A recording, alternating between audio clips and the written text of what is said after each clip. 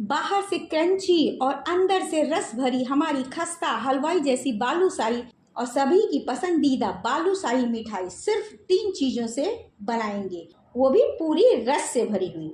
और सही मेज़रमेंट भी बताऊंगी और हलवाई की वो खास ट्रिक्स भी बताऊंगी, जिससे कि आपकी पहली बार में ही बालूशाही एकदम परफेक्ट बनेगी।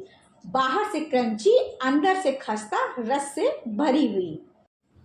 वीडियो शुरू करने से पहले यदि आपको हमारे वीडियो पसंद आते हैं, आप हमारे चैनल पर नए हैं तो चैनल को लाइक, शेयर और सब्सक्राइब करना ना भूलें।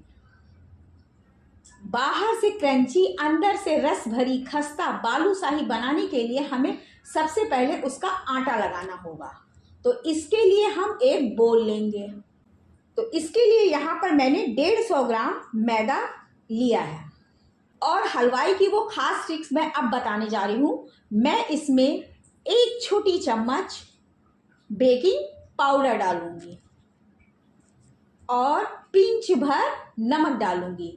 नमक डालने से इसका स्वाद जो है वो और अच्छा हो जाता है, क्योंकि मीठे में जरा से अगर नमक डाल दिया जाए तो उसके स्वाद को इन्हेंस कर देता है।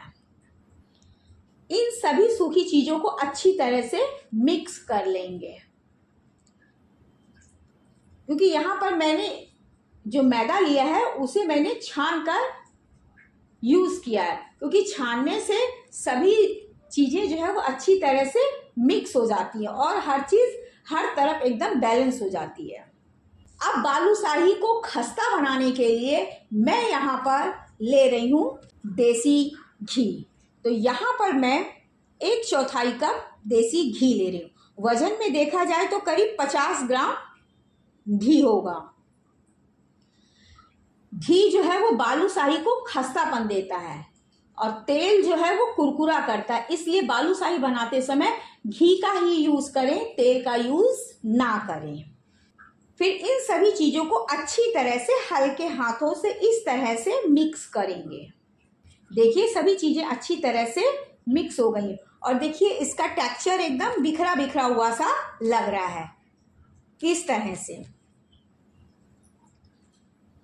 अब सबसे जरूरी बात यह है कि बालूशाही के आटे को पूड़ी के आटा या रोटी के आटे की तरह बिल्कुल भी नहीं गूंथना है। इसको हल्की हाथों से इस तरह से थोड़ा थोड़ा पानी डाल के गूंथना है कि आटा सिर्फ इकट्ठा हो जाए, मतलब गूंथना नहीं है। इस बात का जरूर ध्यान रखें। यानी आटे को मुझे सिर्फ बांधना है। तो मैं चम्मच से थोड़ा थोड़ा पानी डालूंगी और इस तरह से इसको इकट्ठा करूंगी। जैसे कि आपने कभी नान खटाई वगैरह बनाई है तो उसके आटे को इकट्ठा किया जाता है, गूंथा नहीं जाता। ठीक बिल्कुल इसी तरह से बालूशाही के भी आटे को इस तरह से इकट्ठा करते हैं। तो ये देखिए इसका आटा जो है वो इकट्ठा हो गया है और देखिए कितना सॉफ्ट आटा तैयार हुआ है। अब मैं इसके आटे को कवर करके 15 मिनट के लिए रख देती हूँ। तब तक का मैं इसके लिए चाशनी बना लेती हूँ। तो बालूशाही की चाशनी बनाने के लिए यहाँ पर मैंने 2 कप चीनी लिया है और 1.5 कप पानी लिया है। क्योंकि इसकी चाशनी जो है वो गाढ़ी नहीं होती है, इसकी चाशनी बिल्कुल तेल जैसी, जैसा तेल होता है उस टाइप की इसकी चाशनी होती है।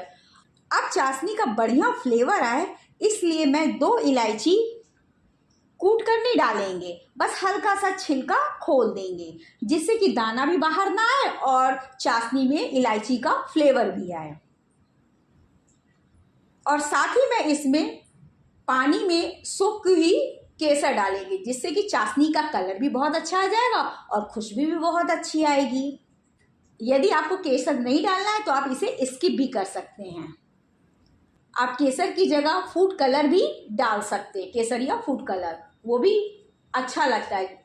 अब चाशनी को उबाल आने के बाद 2 से 3 मिनट तक पकाना होता है। बालूशाही की चाशनी जो है वो बहुत ज़्यादा ना तो पतली होनी चाहिए और ना ही बहुत ज़्यादा गाढ़ी होनी चाहिए। अगर पतली होगी तो बालूशाही मुलायम पड़ जाएगी, फिर क्रंची नहीं रहेगी, और ज़्यादा गाढ़ी होगी तो चाशनी को बालूशाही एब्जॉर्ब नहीं कर पाएगा।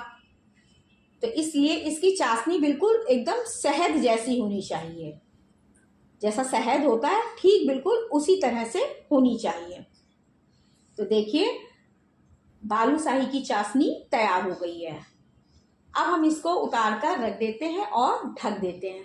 आटे को रखे हुए 15 मिनट हो चुके हैं और देखिए आटा भी अच्छी तरह से सेट हो गया है। बालूशाही बनाने के लिए सबसे ज़रूरी चीज़ होती है उसका आटा ही होता है। यदि आपका आटा अगर अच्छा नहीं बना है तो आपकी बालूशाही खस्ता नहीं बनेगी। देखिए मैं आपको दिखा रही हूँ, देखिए इसमें कितने रेसे रेसे आ रहे हैं। ये इसकी पहचान है कि इसका आटा जो है वो बहुत अच्छी तरह से बंधा हुआ है।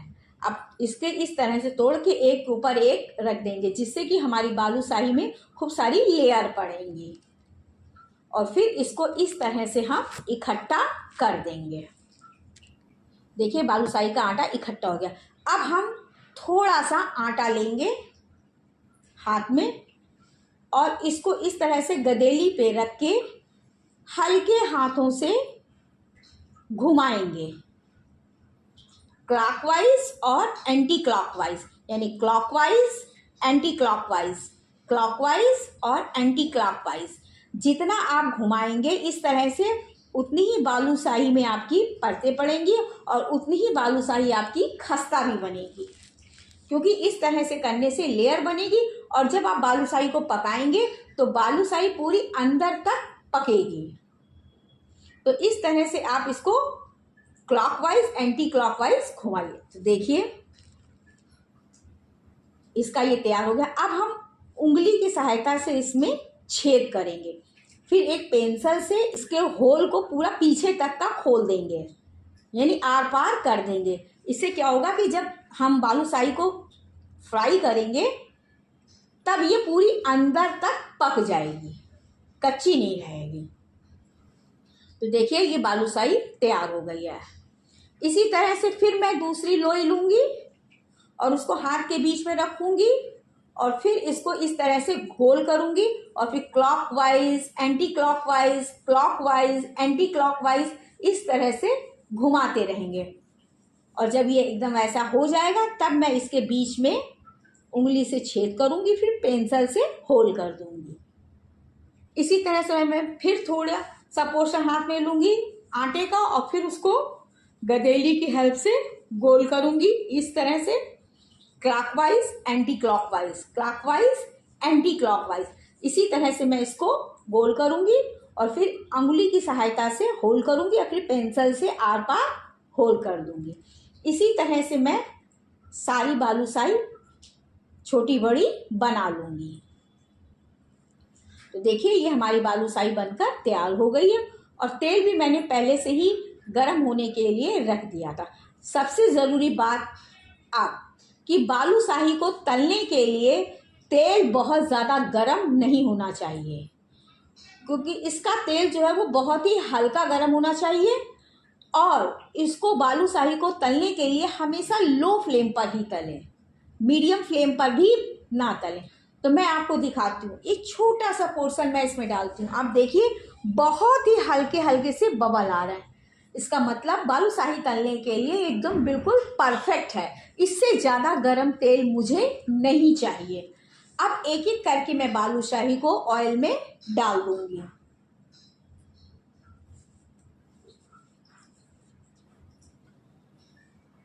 और बालूशाही को टच नहीं करूंगी, इसको ऐसे ही पकने दूंगी धीरे धीरे जब तक कि ये ऊपर ना आ जाए। देखिए अब बालूशाही ऊपर आने लगी है, लेकिन फिर भी इसको अभी हम टच नहीं करेंगे। आपने एक बात ध्यान दिया कि मैंने कितनी छोटी छोटी बालूशाही बनाई थी और देखिए बालूशाही का साइज भी जो है वो पहले से बड़ा हो गया है। अब हम चम्मच की हेल्प से धीरे धीरे बालूशाही को इस तरह से पलट देंगे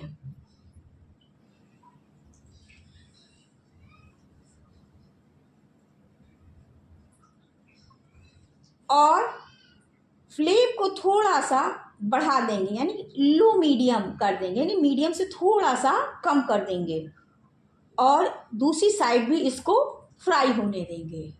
जिससे कि बालूशाही ऊपर और नीचे अच्छी तरह से सिक जाए, बिल्कुल भी कच्चापन ना रहे। देखिए बालूशाही में कितनी लेयरें दिख रही हैं इस तरह से। अब बालूशाही को गोल्डन कलर होने तक दोनों तरफ अच्छी तरह से सेक लेंगे। तो देखिए बालूशाही का कितना जबरदस्त कलर आया और देखिए देखने में भी कितनी बढ़िया लग रही। इससे ज़्यादा अब हम बालूशाही को फ्राई नहीं करेंगे, क्योंकि निकालने के बाद थोड़ा सा डार्क कलर इसका और हो जाएगा। तो अब मैं बालूशाही को निकाल लेती हूँ। देखिए कितनी अच्छी सी की और देखिए कितना प्यारा कलर आया है। अब मैं इस बालूशाही को चाशनी में डालूंगी। तो मैं आपको एक चीज़ बता दूं कि दो में से एक चीज़ कम गर्म होनी चाहिए और एक चीज़ ज़्यादा गर्म। यानी बालूशाही अगर हमारी एकदम गर्म है तो चाशनी हल्की सी गर्म होनी चाहिए, दोनों ही बहुत ज़्यादा गर्म नहीं होनी चाहिए।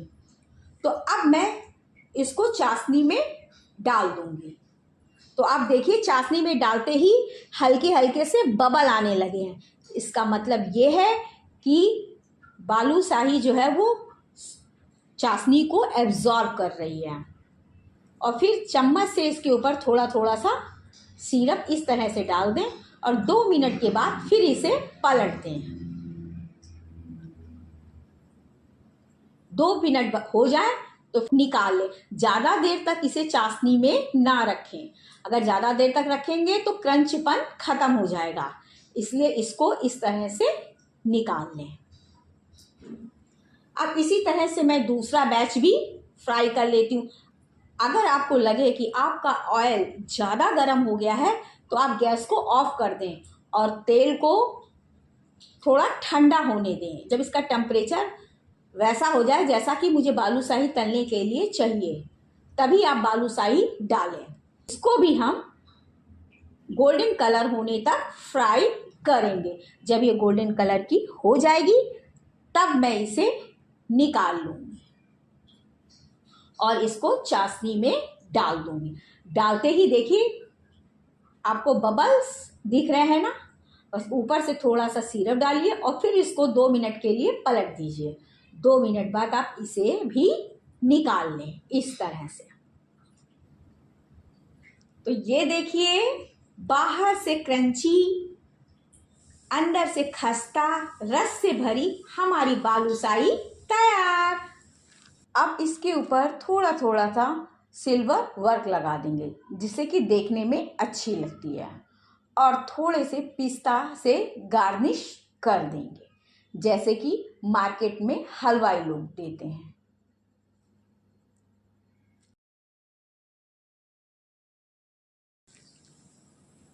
और देखिए मैं आपको दिखाती हूँ कि देखिए अंदर से कितनी रस से भरी हुई है। मैं आपको तोड़कर दिखाती हूँ। ये देखिए है ना अंदर से पूरी रस से भरी हुई।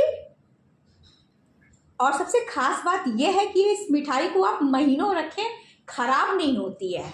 और अभी पास में ही रक्षाबंधन आ रहा है, आप इस रेसिपी को जरूर ट्राई करें, ये सभी को पसंद आएगी।